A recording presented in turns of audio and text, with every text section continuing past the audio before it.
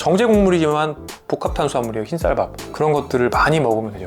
운동을 하고 나서 먹으면 혈당 별로 안 오르고, 그리고 좀 자면 또 한숨 자고 나면 더 좋아지고요. 당지수가 뭐 한 5, 60 정도 되는 사과, 배 이런 것들을 그냥 아침에 샐러드와 함께 먹으면 사실 혈당 별로 오르지 않죠.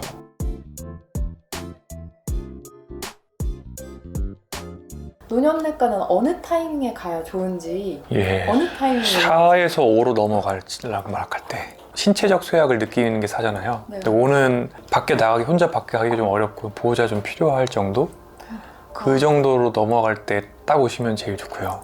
나이와 무관하게 4에서 5로 넘어갈 때쯤 돼서 약도 너무 많고 진료가루 너무 많아서 정리 한번 하면 좋겠다. 그러면 오시면 진짜 약 40개를 10개로 줄인 경우도 있고, 그게 왜 40개가 되냐면요. 의사 선생님들이 약방의 감초 같은 약을 쓰는 걸 좋아해요. 그러니까 이게 우리나라 옛날 그런 문화.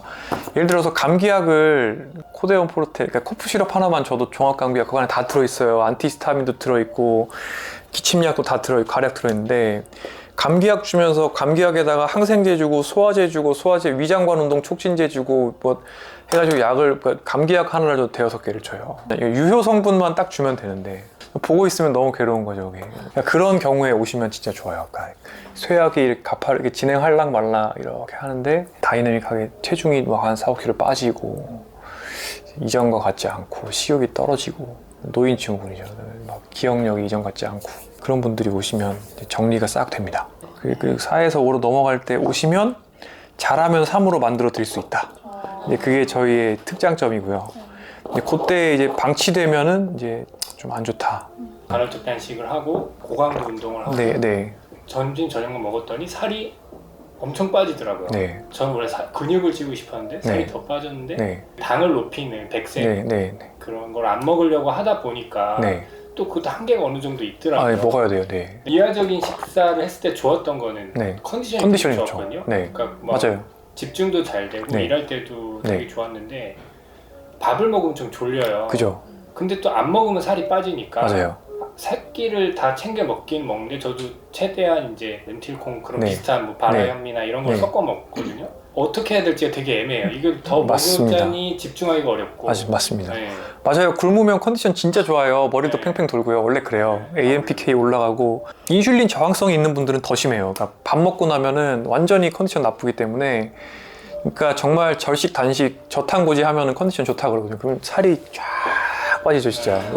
근육이 빠지고 나중에는 근골격 문제도 생기고요. 그리고 나중에는 지방과 근육이 다 빠져서 다시 인슐린 저항성이 악화돼요. 왜냐하면 인슐린이 많이 들어가야 되거든요. 글루코스 이제 리저버가 없어져서, 말하자면 버퍼가 없는 거죠. 정확하게 체험하신 거고, 일단은 단순당과 정제국을 먹어야 되고, 그러니까 근력 운동을 하고 난 다음에 먹으면 돼요. 정제 곡물이지만 복합 탄수화물이에요. 흰쌀밥.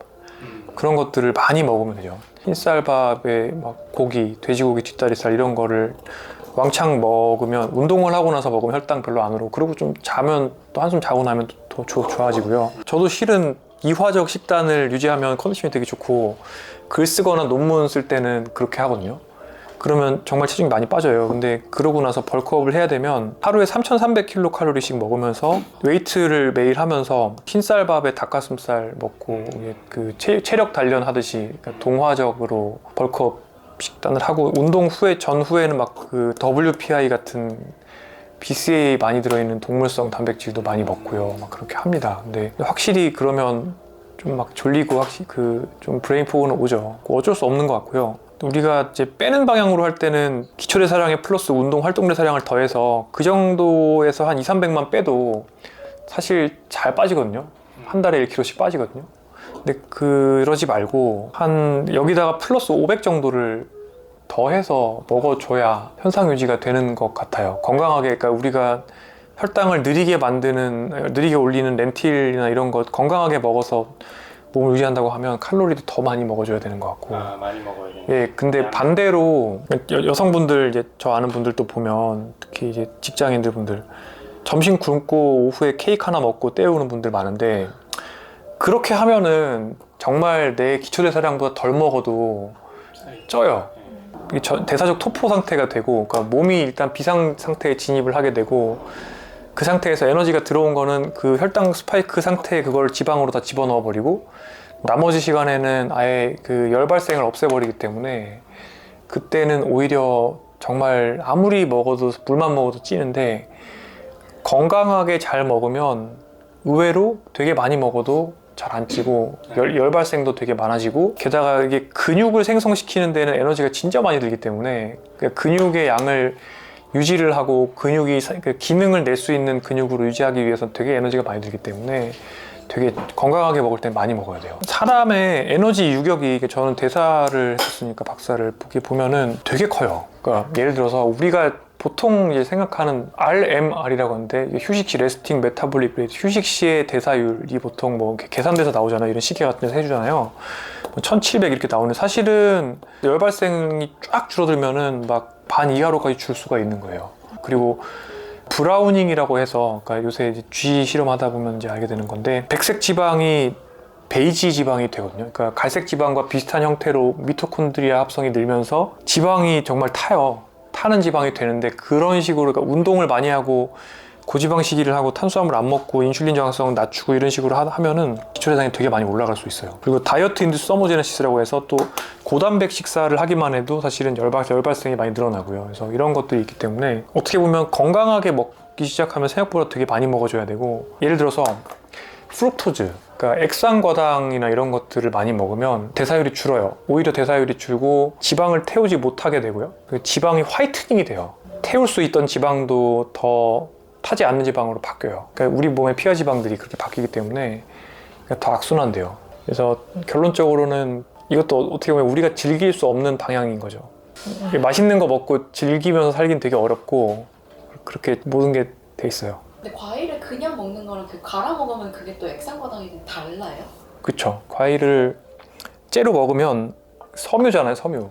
섬유질이 이제 담체이기 때문에 천천히 거기서 당분이 나와서 천천히 혈당을 올려요. 그리고 원래 과당은 프로당보다 혈당을 천천히 올리거든요. 당지수가 뭐 한 5, 60 정도 되는 사과, 배 이런 것들을 그냥 아침에 샐러드와 함께 먹으면 사실 혈당 별로 오르지 않죠. 근데 그거를 주스로 만들어서 먹으면 사실은 콜라와 동일하죠. 그 제로 요새 엄청 제로 많이 제로 됩니다. 이제 이런 얘기를 하죠. 비만하시는 전문가들은 제로의 단맛에 적응이 되면 결국에는 행동적으로 다른 단맛을 찾게 되기 때문에 제로 음료가 설탕 음료와 대비해서 체중을 감소시키는 효과는 없다라고 하는 논문이 많이 있거든요.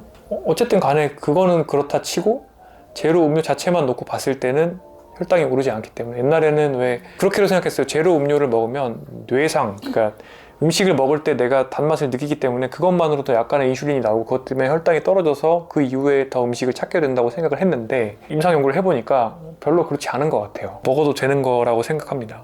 근데 제로 음료 자체는 뭐 아스파탐 이런 건 괜찮은데 거기에 인산이 많이 들어있고요. 인산은 콩팥에 안 좋고 뼈를 녹이고 치아로 녹이기 때문에 좋지 않아요. 예전에 제 신장내과 선생님이 그러더라고요. 그러니까 청량음료, 특히 제로음료 등 그런 걸 많이 먹는 거는 조금씩 내 콩팥을 망가뜨리는 거지. 딱 이렇게 얘기하시더라고요. 논문에 허점이 있잖아요. 네. 통계적으로 유의하다라는 거에 한계가 항상 있을 텐데 네. 그런 것들을 어떻게 선별하시고 하는 그런 노하우 같은 게 있으신지. 의학 통계와 예방의학과 역학, 에피데미올로지라는 거를 공부를 해야 합니다. 되게 좋은 질문인데요. 증거 수준을 일단 아는 게 필요하고 그 중에서도 하이 퀄리티의 증거의 논문을 실제로 보고 그 논문의 방법론을 보고 이게 어떻게 쓰여졌는지를 봐야 돼요. 유튜브에는 이런 것들이 다 레귤레이션이 되지 않은 채로 막 올라오기 때문에 결국에 사람들의 시선을 끄는 거는 결국에 잘못된, 왜곡된 것들이 너무 많은 것 같고요. 조심해서 봐야 되고요. 이제 말을 할 때 저도 항상 그러니까 이것에 제가 지금 말씀드리는 것의 근거 수준은 어느 정도가 되고 이런 거는 사람 대상 임상 연구가 있다, 이거 관찰 연구다, 이거는 쥐 실험이다 말씀을 드리고 이제 얘기를 하거든요. 그러는 편이고 가능한 안 그러면은 그 사람들이 헷갈릴 수가 있는 거죠.